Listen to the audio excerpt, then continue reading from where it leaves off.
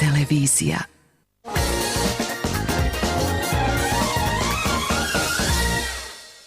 Dobrodošli natrag, a natrag na glazbenu scenu vratio se Alan Hržica. Mnoge djevojke pamte ga kao zavodnika s pokojim pop hitom, iako je obećavao, u jednom je trenu samo nestao i posvetio se Bogu. Duhovna obnova je gotova, a sve o novim projektima i proteklim mirnim godinama ispričao je Ani Miščević. Ma samo ostani ono što i jesi. Vjerojatno niti sam Alan Hržica neće zamjeriti onima koji su zaboravili njegov glas.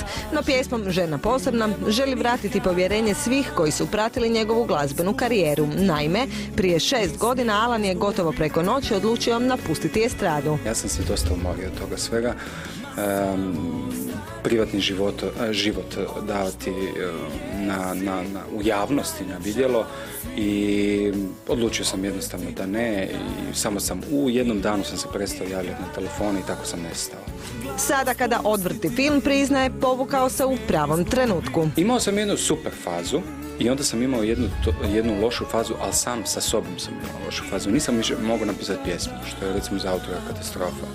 Znači nisam bio dovoljno motiviran, nešto se dogodilo i morao sam jednostavno biti iskreni prema svojoj publici, prema svemu, da ja više nemam šta za dati. Kreativno je zasićenje liječio radom na sebi, a mir je pronašao u duhovnosti. Pa jesam, da, to je jedna super stvar.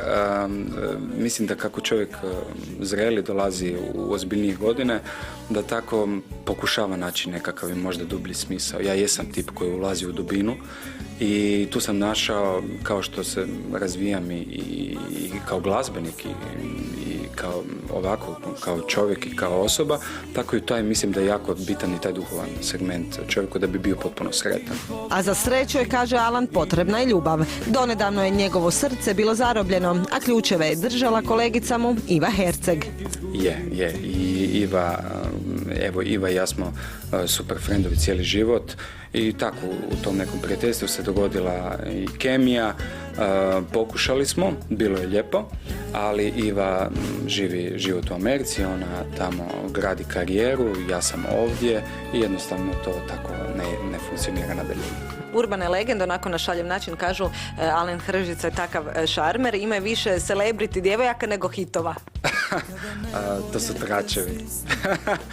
tračevi. Pa dobro, svi smo bili veseli kao mladi i to i rock and roll i glazba, sve je to išlo skupa i djevojke. Ali znaš šta, moja ti je nekako, evo to kažem, ta nekakva životna filozofija da ako želiš da se dogodi nešto pravo, moraš zatvoriti sve neke druge opcije i čekati ono pravo, tako da sam tu postao jako izbirljiviji. Čekajući onu pravu, Alan se bacio na posao te ponovno uživa, kako kaže, u svojoj kreativnosti, koju je prepoznao i poznati glazbenik Ante Gelo. Ide super. Ono što mi je najbitnije, Alan je strašan lik, ima strahovite pjesme što ne znam ljudi znaju. I to mi je dovoljno.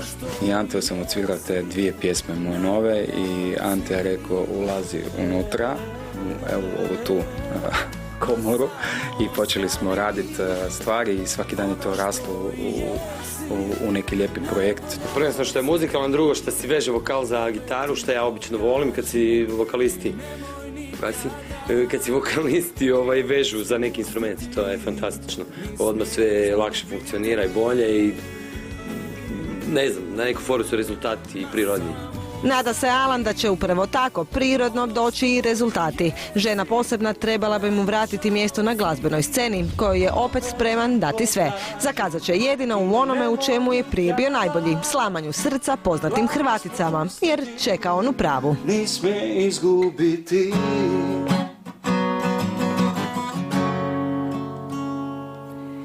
Ako ste